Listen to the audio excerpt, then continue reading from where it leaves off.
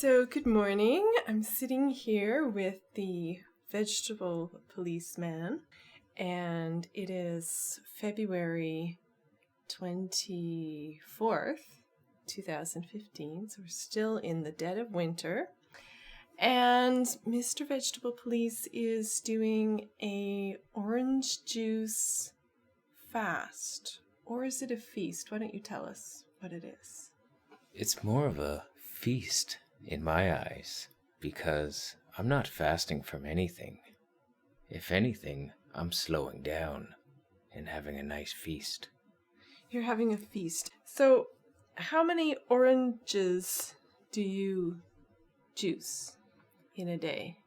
I find juicing about 7 oranges for one meal is about as high as I want to go. At least for breakfast, I know that much. I haven't tried, maybe I'm hungrier for lunch, but anything more than that is a bit much sugar at one time without the fiber. Can freak your body out. Okay, so you're basically doing 3 meals a day. 3 meals a day. 3 meals a day, but they're not 3 square meals. They're 3 round. They're circular. They're circular meals, folks. Yes. Circular. The future is circular. It is. How could it not be? Exactly. Okay, so tell us, why oranges? Why not apples? As we're in the dead of winter here, oranges come into season, and they're on sale right now. They yield a lot of juice. Apples, I would buy 1 bag of apples for a meal, which would be about $7, and it wouldn't even be that satisfying of a meal.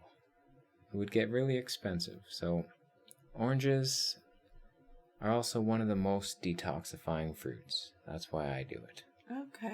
Okay. And tell us about, I know you've got some inspiration from Dr. Robert Morse from his orange juice feast. Indeed. So what do you know about Robert Morse's orange juice feast?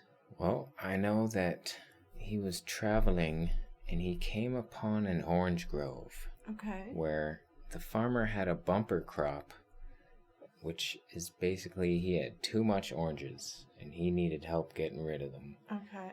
And they were so delicious, organic, size of grapefruits, and he couldn't stop eating them and decided, I'm going to eat nothing but oranges for 6 months. That's how long he went. That's a long time.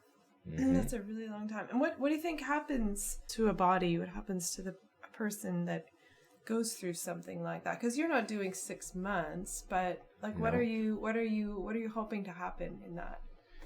In this I'm hoping experiment to shore up some minor conditions that I have. I'm hoping to heal the digestive tract, give it a break from all the harsh, fibery foods. Even vegetables can be a little harsh.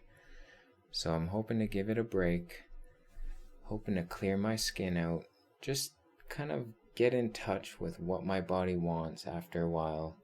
Just kind of reset. That's the plan. It's a reset. Okay, so it is kind of like taking a little break. It is. It's like a break. And you've done this before?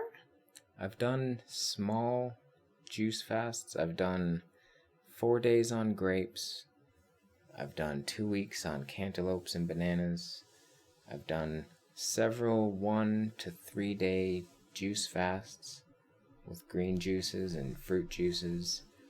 But the longest I've ever been on one fruit was grapes for 4 days, and I want to beat that with the oranges. You want to beat that. Folks, he wants to beat that record. I'm gonna beat it.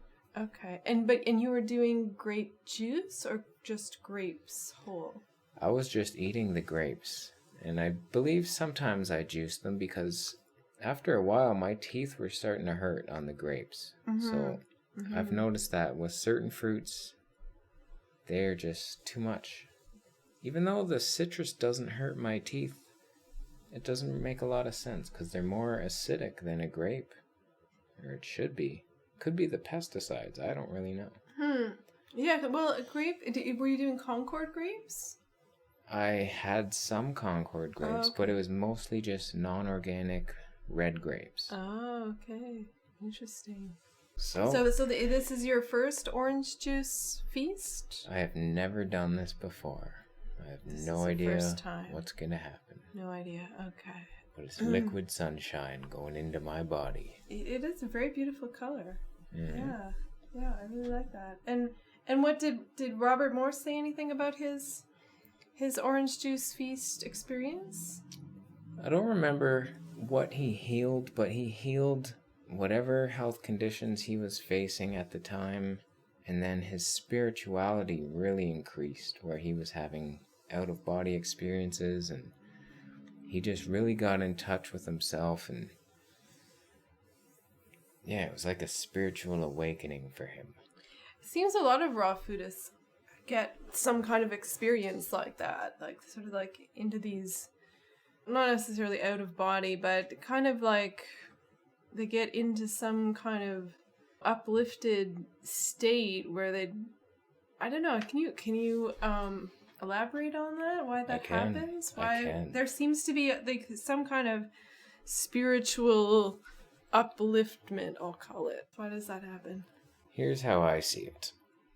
When we eat a lot of cooked food and even hard to digest raw foods, it brings us more into the body where we just have to use a lot of our energy to digest the food. It doesn't give us a lot of free energy to really explore the mind and everything.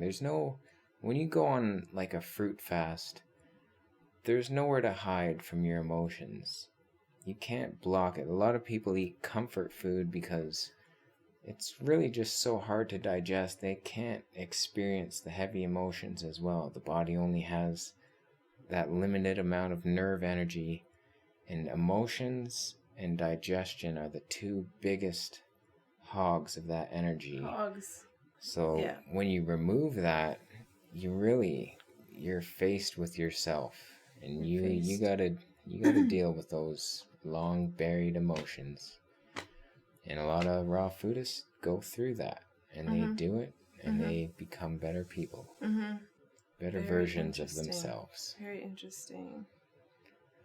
And do you think it's easy to live as a raw foodist in a world where people tend to be looking for distraction and not really facing stuff too much? Can that be hard to be sort of this clean and pure and kind of open?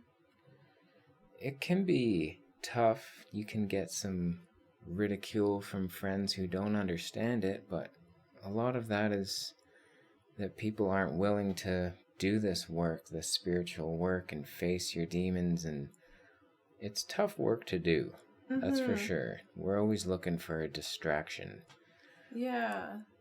And I guess finding others who are either on a raw food journey or following a spiritual path that are also trying to work through things or face things, that you find that easier to if you're connecting with others like that.